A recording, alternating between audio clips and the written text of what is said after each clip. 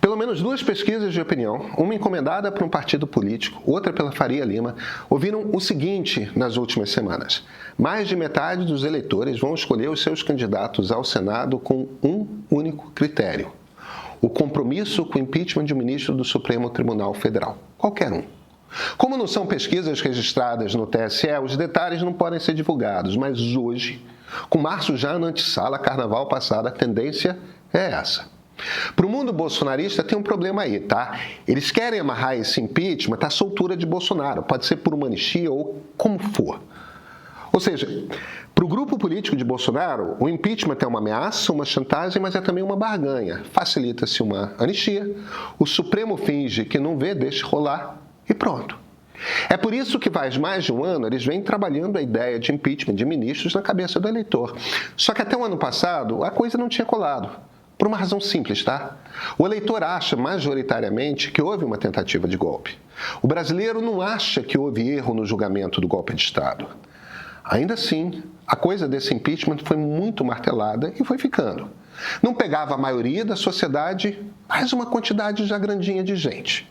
As ações absurdas do ministro José Antônio Dias Toffoli no caso Master, assim como o contrato de 129 milhões de reais do escritório da mulher do ministro Alexandre de Moraes com o próprio banco, fizeram a percepção popular sobre a corte dar, olha, um cavalo de pau. O Supremo hoje é percebido como corrupto, como corporativista. De novo, o clima que está se construindo é para o impeachment de um ministro, qualquer ministro. Aquele que se colocou no centro desse alvo foi Toffoli por conta da sua conduta, por conta de se recusar a perceber que publicamente sua ação de defesa de um sócio estava evidente.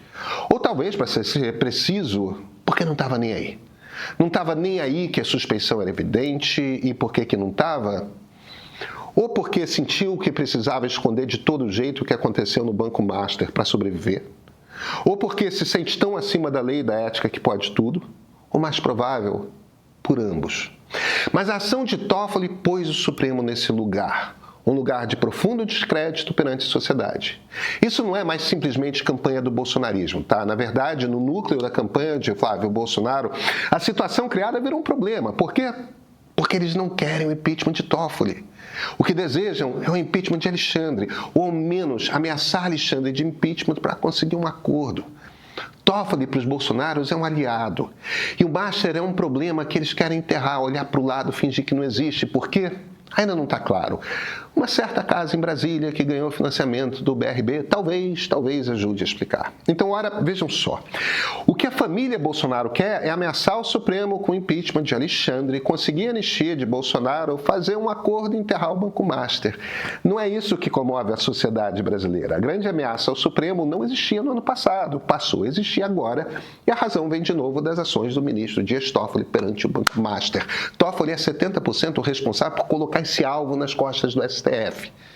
Isso quer dizer, em essência, que os Bolsonaros, sim, ajudaram a criar um monstro, mas perderam seu controle. E aí entra a direita radical. Ela tá com os Bolsonaros, mas ao mesmo tempo não tá tanto assim não. Tá enquanto isso quer dizer voto. Não tá quando isso quer dizer deixar de ter voto. Flávio não quer falar de Toffoli ou do Master, a sociedade quer. Então lá está Nicolas Ferreira falando de Toffoli e de Master. Lá está o MBL falando de Toffoli e de Master. Aí vem nas redes Eduardo Bolsonaro reclamar que deviam estar falando de anistia. Só que a anistia não dá tração nas redes, não dá voto. Então quem está atrás de voto fala aquilo que dá voto. Em que circunstância política isso pode se tornar uma crise que leve mesmo ao impeachment de verdade no primeiro semestre do ano que vem? Esse cenário já está traçado e sim, pode acontecer mesmo com a reeleição de Lula. Então vem comigo, vamos conversar sobre isso. Eu sou Pedro Doria, editor do Meio. Parte do nosso esforço de ter uma pesquisa eleitoral mensal é que ela nos ajuda a entender o que está acontecendo. A informação é ter o pulso da eleição, é compreender os desejos, as vontades do eleitor. É poder reagir com tempo de reagir. Nem sempre a informação é aquela que a gente quer ouvir, tá? Para a gente, a pesquisa não é algo em separado do jornalismo, não. Nós pensamos juntos, pesquisadores e jornalistas, sobre o que precisamos compreender para ir às ruas perguntar. Uma das novidades do jornalismo político que a internet trouxe é a dos veículos que contam o que desejamos ouvir. É ótimo, dá um calorzinho no coração. Tá valendo, não é o que a gente faz. A gente quer entender. Porque mais do que nunca precisamos entender cedo quando ainda há tempo para agir, para dissecar. Se você assina o Meio, você está entre os primeiros a receber a pesquisa Meio Ideia, em PDF, para se juntar à campanha de injetar informação de qualidade nos seus grupos de WhatsApp. Seja quem traz informação no mundo da desinformação, seja quem começa as conversas importantes. No segundo em que o Tribunal Superior Eleitoral liberar, a gente vai entregar para você esse arquivo e distribui você para todo mundo. Então faz isso, distribua, assine. E esse é o ponto de partida.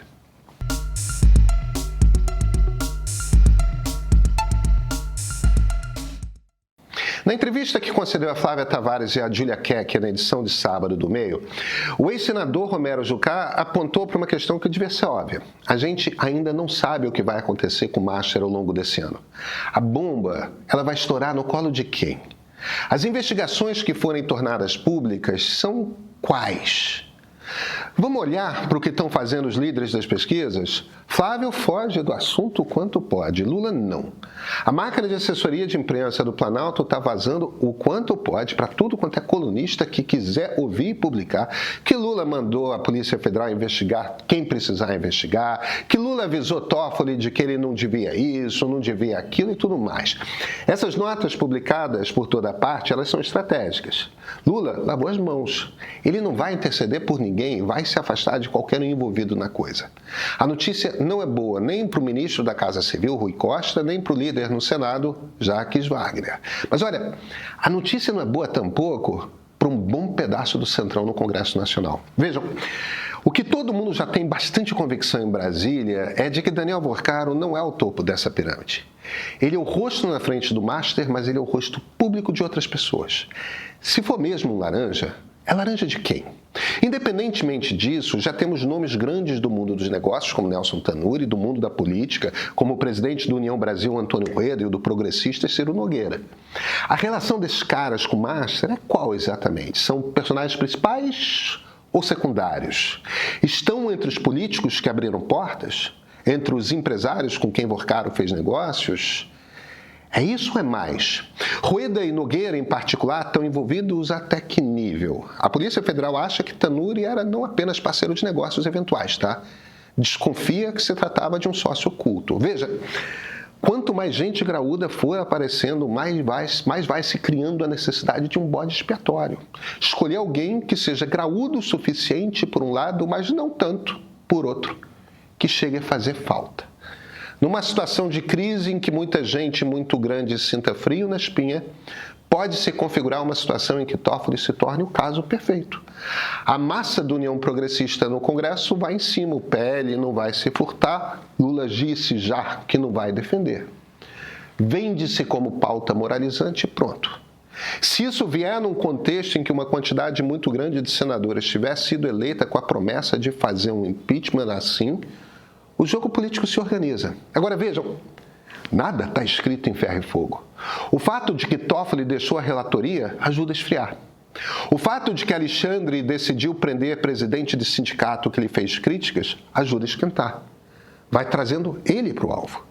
Em política, sim, o Supremo virou político. Em política, nada é inevitável, tudo é construído e tudo é evitável. Se o Supremo quer evitar se tornar o ingrediente principal da sopa que está começando a ser fervida, é importante começar a agir de forma escorreita. Isso depende dos demais ministros e os ministros entenderem o que as pesquisas estão dizendo, compreenderem os anseios da população. Olha, a gente falava nas redações uns anos atrás que a grande transformação do tempo da ditadura para o da nova república é que antes todos nós jornalistas sabíamos o nome dos generais do alto comando, agora sabemos os nomes dos ministros do Supremo. Eles gostam do holofote, dão entrevistas, fazem intervenções indignadas em plenário, promovem de tempos em tempos julgamentos que param o país. O Supremo, que em toda a história da República foi discreto, veio para o centro do picadeiro, para o centro da atenção. Gente, isso tem um custo. O custo é de que mais gente presta atenção. O custo é de que mais gente percebe ele como parte do jogo político. Até agora, na nossa democracia, presidentes perderam o mandato, assim como deputados, como senadores. Presidentes, governadores, prefeitos e parlamentares de todos os níveis cumpriram tempo na cadeia. Um só uns dias, outro uns meses, Lula quase 2 anos, Bolsonaro periga ser mais do que isso.